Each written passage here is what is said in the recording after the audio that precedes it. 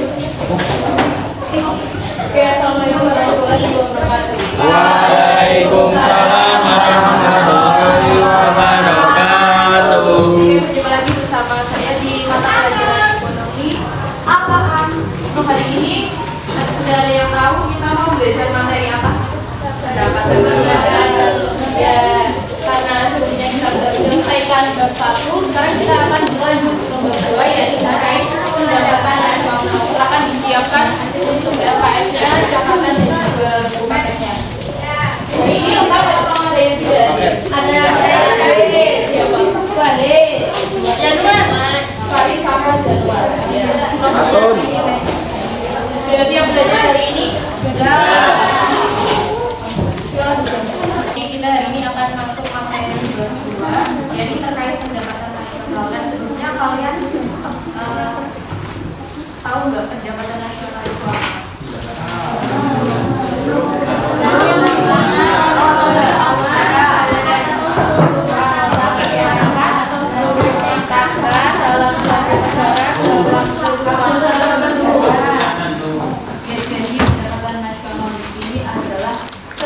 Pendapatan yang diperoleh semua masyarakat yang tinggal di suatu negara dalam kurun waktu tertentu. Nah, biasanya perhitungan pendapatan nasional ini dalam periode 1 tahun. Nah, karena ini secara keseluruhan, jadi jumlah pendapatan yang diperoleh semua masyarakat di suatu negara ini semakin tinggi pendapatan masyarakatnya, maka otomatis akan semakin tinggi pula pendapatan nasionalnya.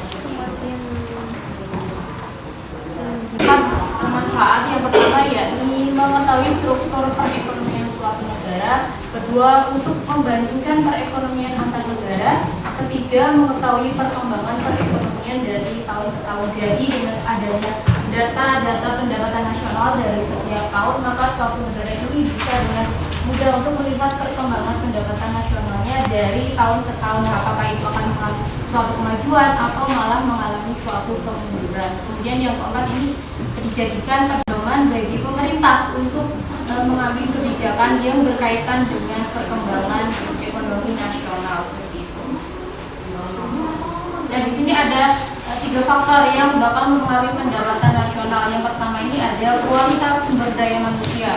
Jadi tenaga kerja yang unggul dan memiliki kompetensi sesuai dengan bidang pekerjaannya dapat menerima upah yang lebih tinggi. Nah, jadi ketika pendapatan masyarakat yang tinggi, maka pendapatan nasionalnya pun akan tinggi. Nah, tentunya pendapatan yang diperoleh oleh masyarakat yang memiliki keahlian dengan yang tidak memiliki keahlian itu pasti akan berbeda. Kemudian faktor yang kedua di sini ada keadaan sumber daya alam. Jadi semakin banyak sumber daya alam suatu negara dan digunakan untuk berproduksi, maka akan menghasilkan keuntungan yang melimpah. Nah, kenapa bisa menghasilkan keuntungan yang melimpah? Karena ini dengan memiliki sumber daya alam yang banyak, maka negara tersebut mampu untuk melakukan ekspor sehingga akan memperoleh keuntungan yang lebih banyak seperti itu. Kemudian faktor yang ketiga di sini ada ketersediaan modal. Jadi suatu negara yang memiliki modal besar untuk mengolah sumber daya dan melakukan produksi dapat dipastikan dengan pendapatan nasionalnya ini akan tinggi. Nah, jadi ini hampir sama dengan sumber daya alam yang banyak. Jadi ketika suatu negara itu memiliki modal yang besar, ia akan memperlakukan produksi yang banyak seperti itu. Jadi memperoleh pendapatannya itu akan semakin tinggi. Contohnya itu adalah negara-negara maju. Metode perhitungannya dengan pendapatan. Jadi kalau pendapatan itu menjumlahkan pendapatan yang diterima pemilik faktor produksi dalam 1 tahunan. Jadi untuk rumusnya ini adalah Z sama dengan R ditambah W ditambah I kecil dan ditambah P. Jadi D adalah pendapatan, kemudian R adalah dari kata rent atau sewa, kemudian W adalah dari kata wages upah atau gaji, kemudian I kecil adalah modal dan P adalah profit atau laba. Jadi di ekonomi ini ada 2 yaitu I kecil dan I besar. Kalau I kecil berarti melambangkan guna modal. Kemudian P di sini adalah profit atau biasanya disebut juga dengan laba.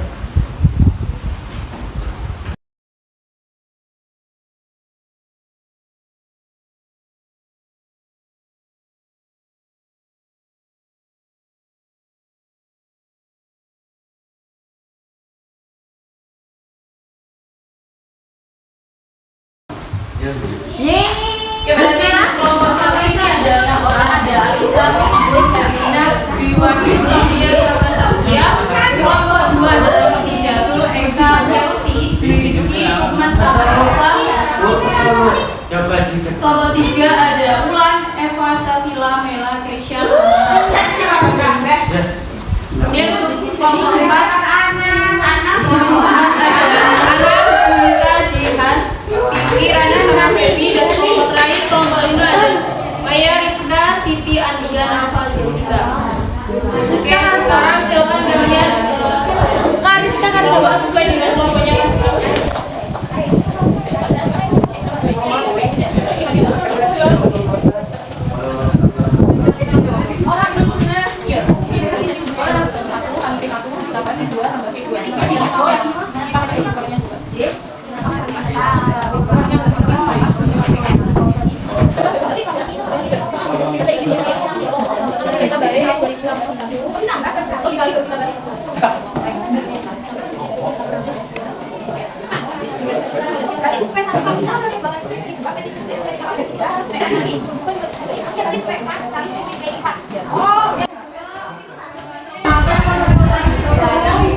Iya, nomor satu ini dengan pendekatan pengeluaran yang mana rupiah adalah D ditambah C berarti konsumsi, kemudian I adalah investasi, dia adalah komitmen atau pengeluaran kita ditambah ekstra dikurangi materi soal konsumsinya udah 800.000 ditambah dengan konsumsinya 2 juta, kemudian untuk komponennya 200.000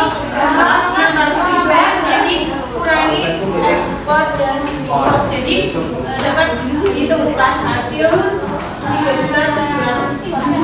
Jadi untuk pendapatan nasionalnya ini adalah sebesar 200.000. Izin menjelaskan jawaban nomor 3 tadi soalnya yaitu pada 2018 diketahui data harga barang dan jumlah produksi negara T, yakni kain seharga 300.000, jumlah yang diproduksi ada 2.000, baju 500.000, jumlah yang diproduksi ada 1.500, celana 450, jumlah yang diproduksi 3.000, dan rok dengan harga 250.000, jumlah yang diproduksi 3.500. Berapakah pendapatan nasional negara P? Berarti di sini kita menggunakan rumus pendapatan produksi.